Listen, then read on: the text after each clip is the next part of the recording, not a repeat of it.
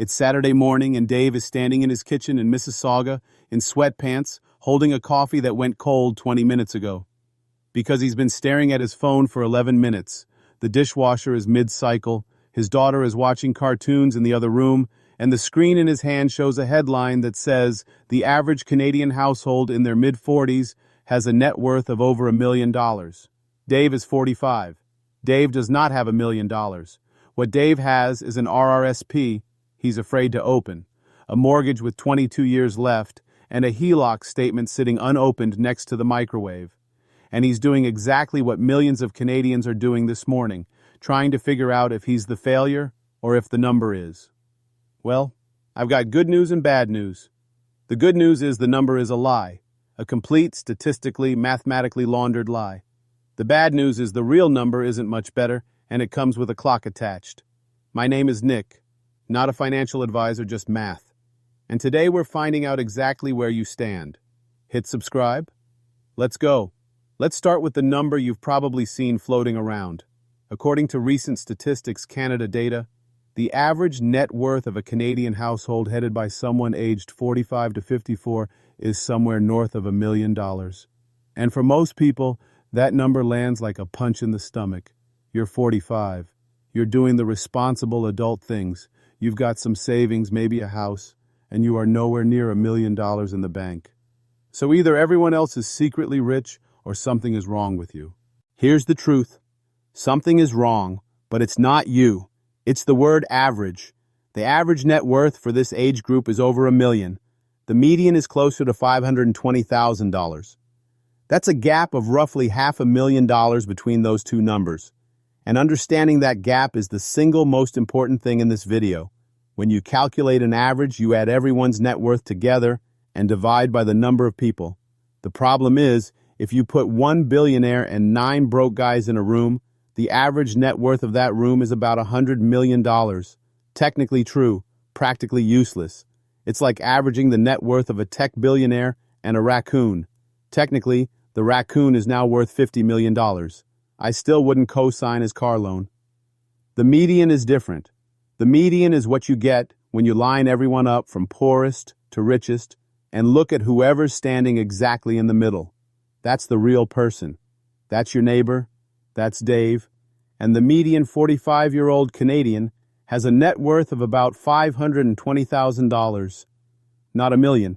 The average number you keep seeing is dragged way up by a small number of very wealthy households at the top. When a news site runs a headline about the average mid-40s Canadian being worth $1 million, what they're actually showing you is a Rosedale millionaire and your coworker who drives a 2014 Camry blended into the same person. All right, I'm going to ask you to do something slightly uncomfortable. Pause the video right now. Seriously, pause it. Open your banking app, your RRSP, your TFSA, your brokerage. Add up every dollar you own. Add your home equity if you have any. Then subtract every dollar you owe, the credit cards, the mortgage, the car loan, the line of credit, all of it. Write down the number. I'll wait. Got it? Good. Hold on to that number, because here's the real scoreboard for age 45 in Canada in 2026. If you wrote down anything under $50,000, you're in the bottom 25% of Canadians your age. If you're sitting around $520,000, you are the median. Mathematically, you are exactly in the middle. If you've got about $1.1 million, you're in the top 25%. That's doing well territory. If you're at $2.4 million, you're in the top 10%. The tier where your friends probably think you're rich, but you don't tell them. And if you're sitting on $8 million or more at 45, you're in the top 1%. And you also probably have better things to do than watch this video. So thank you for being here anyway. Now, most people hear that $520,000 median and feel okay about it. That's $500,000. That's real money. But here's what I need you to understand before we go any further. That number is hiding something, because the median Canadian 45-year-old is not sitting on a pile of liquid cash. And once you see what that number actually is, the whole picture changes. Here's what almost nobody tells you when they throw these numbers around. For the typical Canadian 45-year-old, somewhere between 60 and 70% of their entire net worth is locked inside their house. That's it. That's the portfolio. In Canada, where the average home costs what it costs, this is even more extreme than in most countries. Take Dave's median, $520,000 net worth. Subtract the roughly $360,000 of home equity he's built up since 2012, he's left with about $160,000 for everything else. Retirement savings, investments, emergency fund, the kids' education, the vacation he's been promising his wife for 4 years, everything. That $160,000 is the entire cushion between Dave and disaster. And here's the part that really gets me. Home equity is not money, not the way people pretend it is. You cannot eat home equity. You cannot pay the hydro bill with home equity. Dave cannot walk into the Loblaws and hand them a deed. If he wants to turn that equity into actual cash, he has exactly 3 options. He can sell the house and then go pay $600,000 for a different house because he still needs somewhere to live. He can refinance, pay the penalty, and extend his mortgage until he's 78. Or he can take out a HELOC at 7% interest, which is a bank charging him 7% to borrow his own money, which is honestly impressive as a business model. The $500,000 net worth looks great on paper. It does not feel great in a Loblaws parking lot when gas is $1.70 a liter and the kid in the back seat just asked if we can get pizza.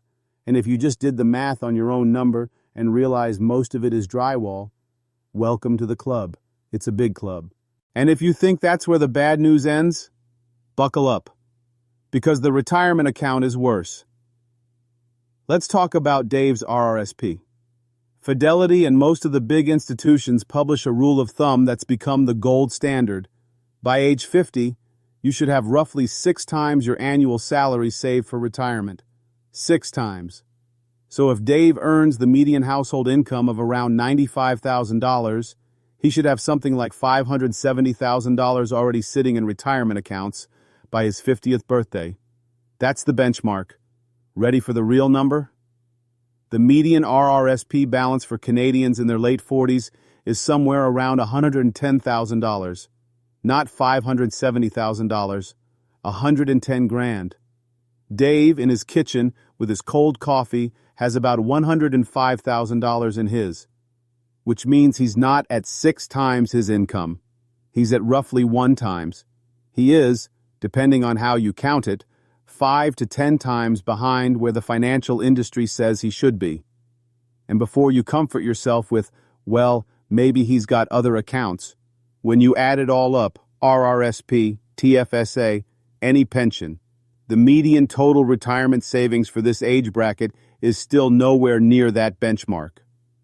And a meaningful chunk of Canadian households in their mid-40s to mid-50s have essentially 0 dedicated retirement savings. Not a small amount, 0. If that's you and your chest just tightened, that's the correct reaction. I'm going to tell you in a few minutes exactly what to do about it. But here's where it gets interesting, because the worst financial decision the average 45-year-old Canadian made probably wasn't anything on this list. It wasn't the car payment. It wasn't the vacation. It was something they did 15 years ago that they didn't even know was a decision. Let me show you.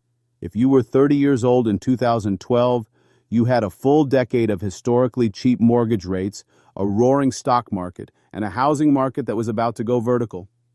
If you were 65 in 2012, you already owned the house and the portfolio. You just had to sit there and let the tide roll in. But if you were 35 in 2012, you were in the worst possible spot. You just survived 2008. Your wages were barely recovering. You were probably still renting.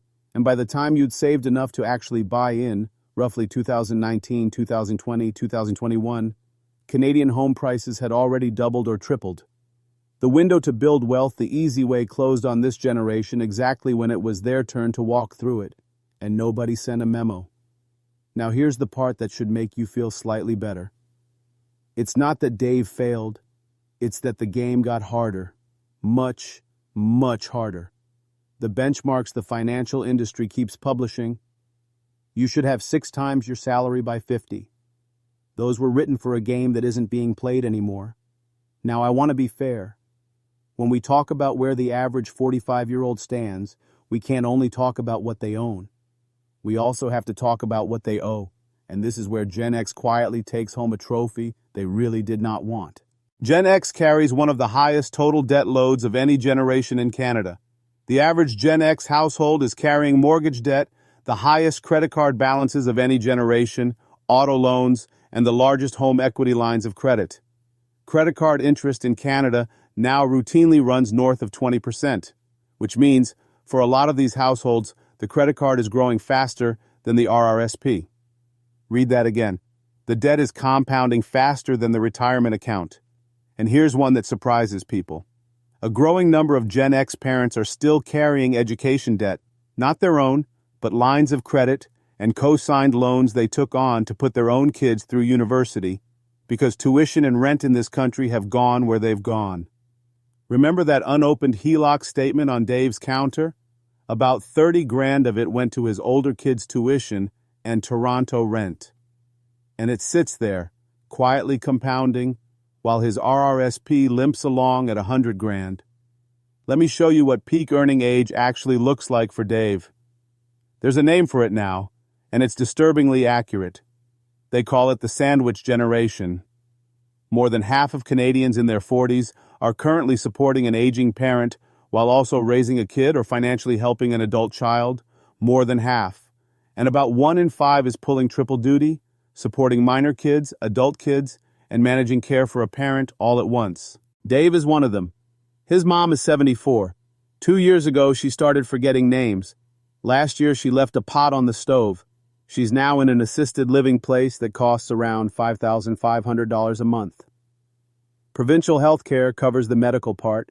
It does not cover the rent, the meals, the actual living. Dave and his sister split the difference. His share is about $2,200 a month, and it used to go into his RRSP. Meanwhile, Dave's older son, the one the tuition line of credit was for, moved back home 8 months ago after his lease ended, because the average one-bedroom in the GTA costs what it costs. Dave's not charging rent. The kid's room still has his high school hockey posters on the wall. A large share of Canadian parents are financially supporting an adult child to the tune of hundreds of dollars a month, on top of raising the younger one who still needs braces and a phone plan and rep hockey. So when you look at Dave with his 100 grand RRSP and wonder why he hasn't caught up, this is why. He's not being irresponsible. He's paying for 3 generations at once out of one paycheck. It is structurally impossible to max out an RRSP while also writing checks to a memory care facility and covering rent for a 24-year-old who sleeps under a Sidney Crosby poster. And this is exactly why the thing most 45-year-olds are quietly hoping will save them is the biggest myth in this entire video. You've probably heard about the great wealth transfer, the idea that the boomers are going to pass down $1 trillion or more to their kids over the next couple of decades. And if you're 45 and behind, it is extremely tempting to quietly tell yourself, it's fine, I'll inherit something eventually. Let me respectfully take that pillow away from you. A lot more millennials and Gen Xers expect to inherit money than there are boomers actually planning to leave it. The numbers don't match at all, and the majority of Canadians don't even have a will, which means the legal system makes those decisions for them.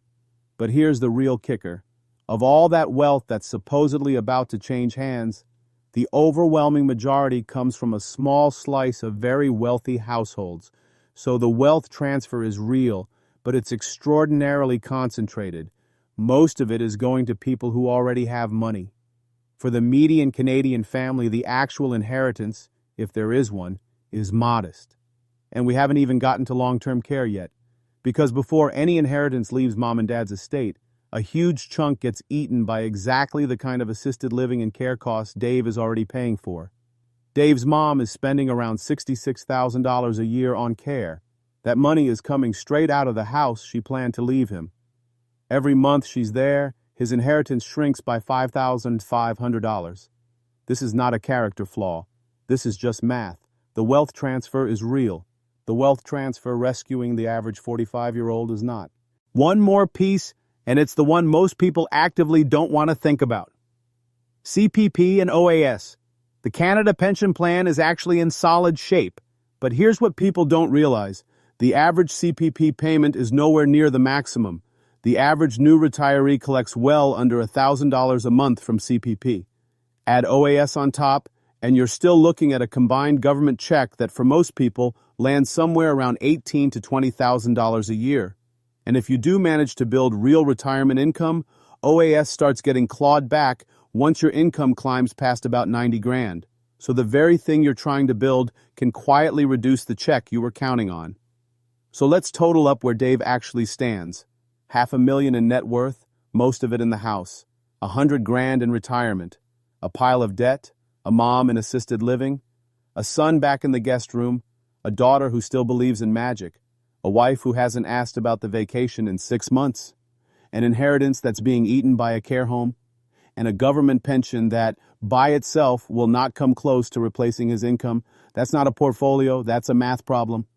But it is a math problem with a solution, and I'm going to give it to you right now. Here's the good news, and I mean good news because I am not going to end this video on sorry you're cooked. You still have one thing that is almost impossible to replace, a 20-year compounding window. Let's run real numbers. Say you're 45, earning the median household income. You want to retire at 65 with enough to replace 70% of your income. After CPP and OAS, you'd need to generate maybe $40,000 to $50,000 a year from your own savings. Using the 4% rule, that means you need somewhere around $1.1 to $1.3 million saved by 65.